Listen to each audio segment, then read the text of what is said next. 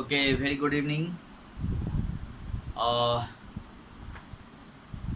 Today we are going to start a new chapter number 5, data representation in a computer, in computers, है ना?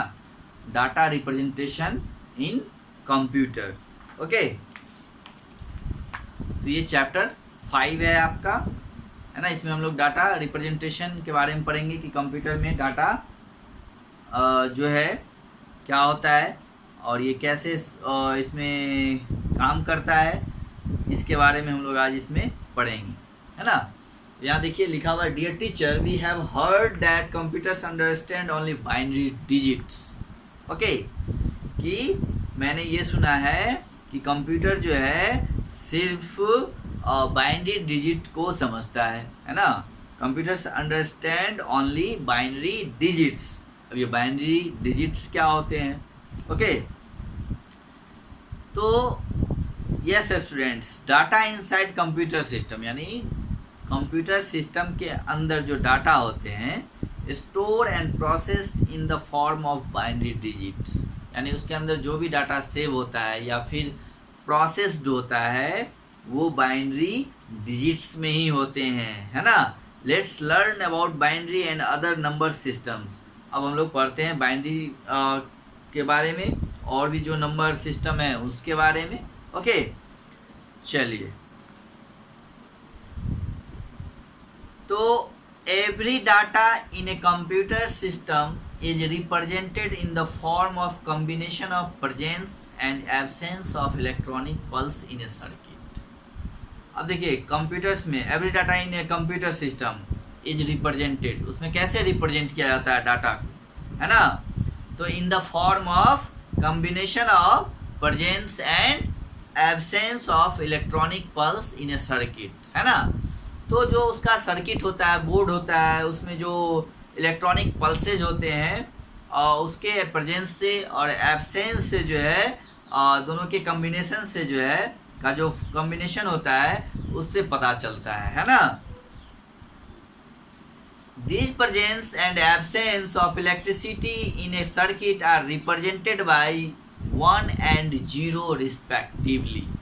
Okay, so these presence and absence of electricity in a circuit are represented by 0 and 1. 0 and 1, ये 0 और 1 होता है, इसी को हम लोग बाइनरी डिजिट बोलते हैं। क्या बोलते हैं? Binary digit. ये दो नंबर जो है ये बाइनरी नंबर है ना? यानी इसको आप बाइनरी नंबर भी बोल सकते हैं या बाइनरी डिजिट भी बोल सकते हैं। 0 और 1 यही वो दो नंबर हैं जो कंप्यूटर में किसी भी डाटा को जो है 0 और 1 में ही कन्वर्ट करके उसको स्टोर करता है, या फिर किसी भी डाटा को प्रोसेस करना होता है वो 0 और 1 में ही प्रोसेस होता है ना?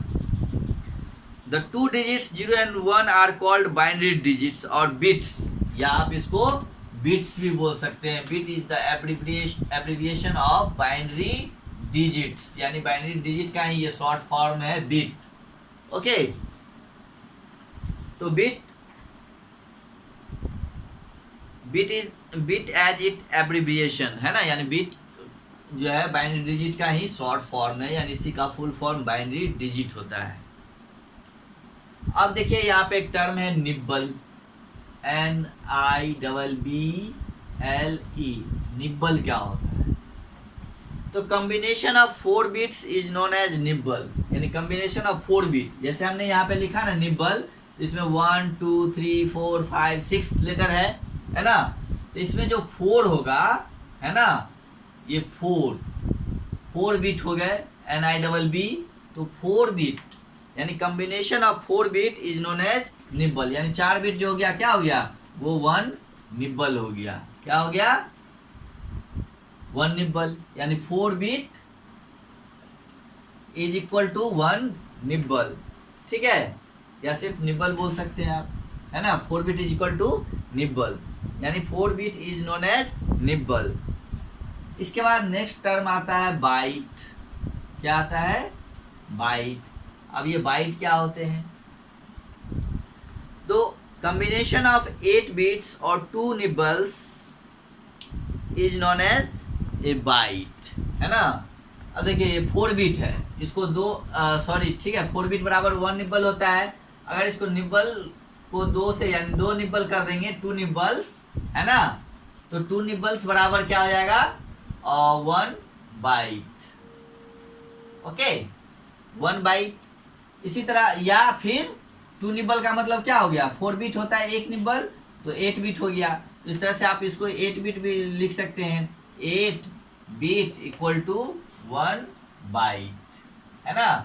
अब 8 बिट कैसे हो गया? अब देखिए जैसे यहाँ 1 2 3 4 5 6, ये स्पेस है, ये भी इंक्लूड होगा। 7 एंड 8, 1 2 3 4 5 6 7 8, ये आपका हो गया 1 बिट, यानी 8 bit equal to 1 byte. Okay, तो ये 8 बिट इक्वल टू क्या हो जाएगा? 1 बाइट। तो बाइट यानी कॉम्बिनेशन ऑफ 8 बिट और 2 nibble is known as a byte. A byte is use to represent as characters in a computers, है ना। बाइट का यूज जो है byte is use to represent a characters in a computers, यानी computers में ये characters को represent करते हैं बाइट के रूप में, है ना। और bit is the smallest measuring units of storage in computers. और बीट जो होता है ये सबसे स्मॉलेस्ट मेजरिंग यूनिट्स है ना।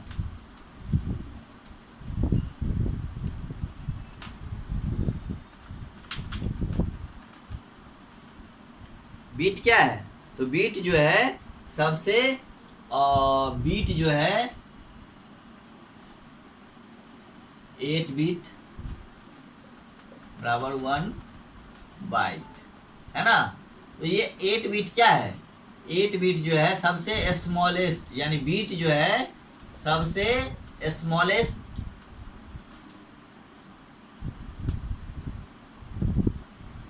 मेजरिंग यूनिट है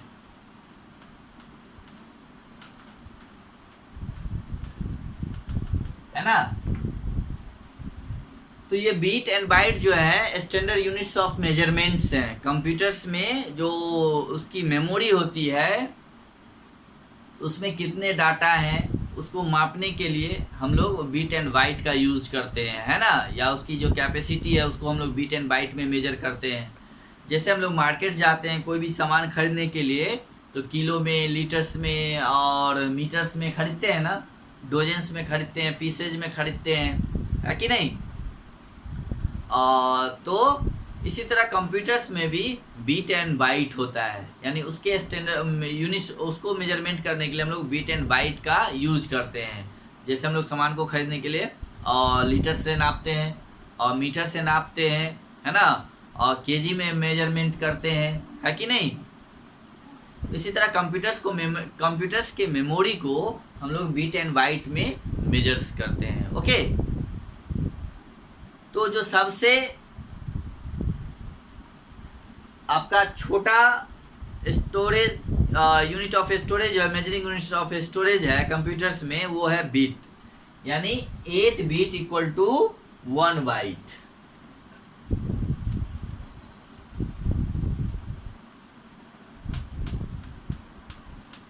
अब देखिए 8 bit equal to 1 bytes. Okay, अब देखिए 8 बिट मिला तो कितना हो गया? 8 बिट अगर एक साथ हो गया तो वो 1 बाइट हो गया। अगर ये 1 बाइट 1024 बाइट हो जाएगा, 1024, है ना, यानी 1024, तो ये कितना हो जाएगा? अगर इतना बाइट्स आपस में मिल जाते हैं तो इसको हम लोग 1 किलो बाइट बोलते हैं, है कि नहीं।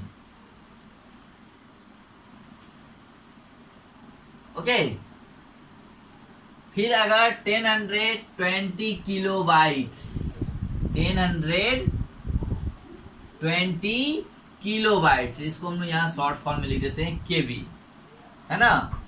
किलो बाइट्स अगर मिल जाएंगे तो क्या हो जाएगा 1 मेगा बाइट हो जाएगा। ओके, 1 मेगाबाइट हो जाएगा।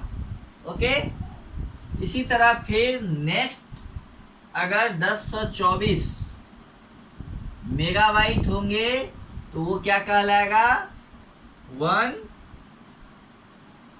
गीगाबाइट। ओके, ये हो जाएगा 1 गीगाबाइट। इसी तरह अगर 1024 गीगाबाइट्स होंगे तो क्या हो जाएगा 1 टेराबाइट, है ना, 1 टेराबाइट। ठीक है, इससे आगे भी और भी बाइट होते हैं, फिलहाल अभी आपके बुक्स में इतना ही दिया हुआ है, तो इतना ही को आप समझिए। ओके, और फिर आगे मैं बता दूंगा आपको। तो 8 बिट है ना, 8 बिट जो होता है उसको हम लोग 1 बाइट बोलते हैं। 8 बिट इक्वल टू 1 बाइट होता है, 1 बाइट्स होता है।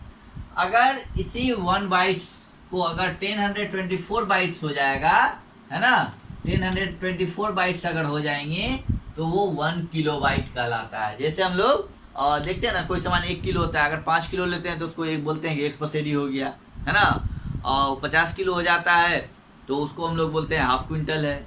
और 100 किलो अगर एक साथ हो जाता है तो वो 1 क्विंटल कहलाता है ना। इसी तरह टन होता है ना।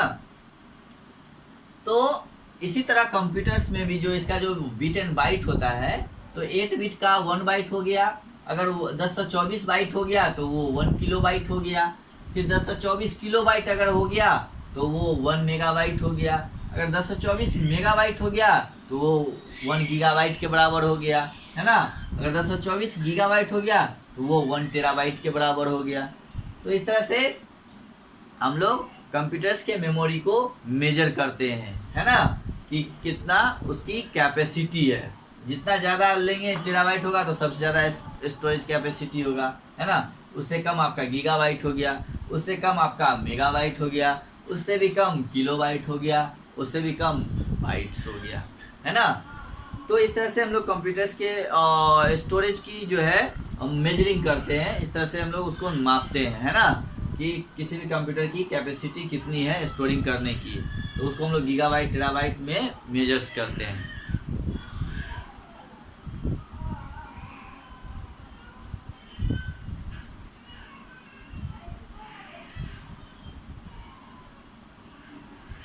अब देखिए नेक्स्ट है इसमें वर्ड लेंथ। ओके, यानी computers uses and stores data in the form of a characters which in turn are combination of 8 bit, है ना, that is 1 byte।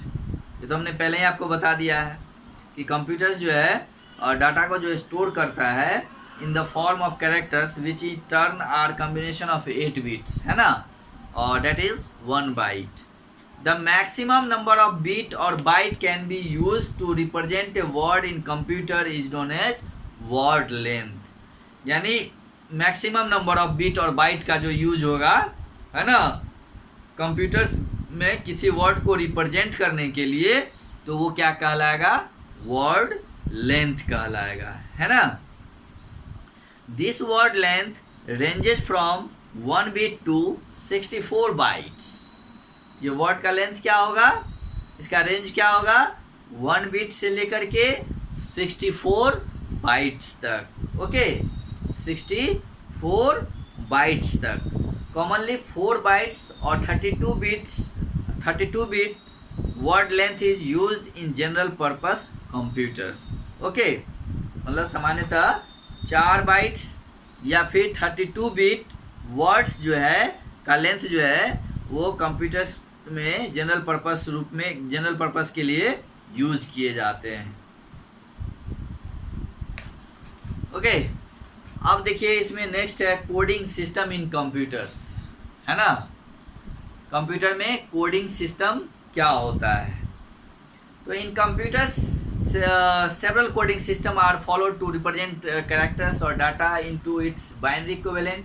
Some commonly use coding systems are, है ना, यानी in computers several coding systems, computers में जो है कई तरह के कोडिंग सिस्टम जो हैं और यूज़ किए जाते हैं, है ना, डाटा के कैरेक्टर्स को रिप्रेजेंट करने के लिए, are follow to represent characters और data into its binary equivalent, और डाटा को जो है उसको बाइनरी इक्विवेलेंट में करने के लिए, है ना। Some commonly used coding systems are, अब देखिए कुछ कॉमनली कोडिंग सिस्टम्स जो हैं वो कौन कौन से हैं। तो फर्स्ट है binary coded decimal system. Okay, first क्या है, binary coded decimal system. Second is extended binary coded decimal system, है ना। फर्स्ट जो है बाइनरी कोडेड डेसिमल सिस्टम जिसको हम लोग BCD भी बोल सकते हैं, है ना। और सेकेंड जो है extended binary coded decimal interchange code system जिसको हम लोग EBC DIC शॉर्ट फॉर्म में कहते हैं, ठीक है।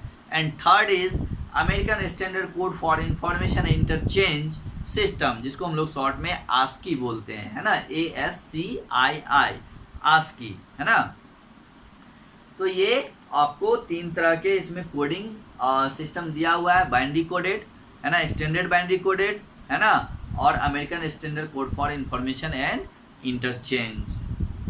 तो अब इस कोडिंग के बारे में हम लोग और नेक्स्ट क्लासेज में पढ़ेंगे कि बाइनरी कोडेड डेसिमल सिस्टम, जो बाइनरी कोडेड डेसिमल कोड जो है उसको हम लोग कैसे यूज करेंगे, है ना, इसमें क्या होता है कोडिंग सिस्टम में, और एक्सटेंडेड बाइनरी कोडिंग सिस्टम कैसे काम करता है, क्या होता है, और फिर American standard code for information interchange के बारे में हम लोग पढ़ेंगे, है ना।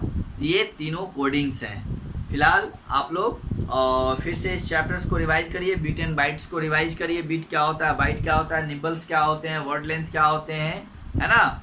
इन चीज़ों को देखिए, कितना बाइट बराबर कितना बिट्स बराबर कितना बाइट्स होता है, कितना किलोबाइट बराबर 1 मेगाबाइट, किलोबाइट, टेराबाइट, गीगाबाइट होता है। इन चीज़ों को आप पहले रिवाइज करिए, जो लिखा हुआ है इसको रिवाइज कर लीजिए कि 225 बाइट्स इक्वल टू 1 किलोबाइट, फिर 1024 KB equal to 1 megabyte, 1024 MB equal to 1 gigabyte and 1024 GB equal to 1 terabytes. ये आपको अपने दिमाग में रखना है ना। और फिर हम लोग इसके बाद कोडिंग सिस्टम के बारे में अगली क्लास में पढ़ेंगे, जो तीनों कोडिंग सिस्टम है ना। और इसके बाद इसमें और भी हैं, नंबर सिस्टम्स हैं, है ना, उसको भी पढ़ेंगे हम लोग।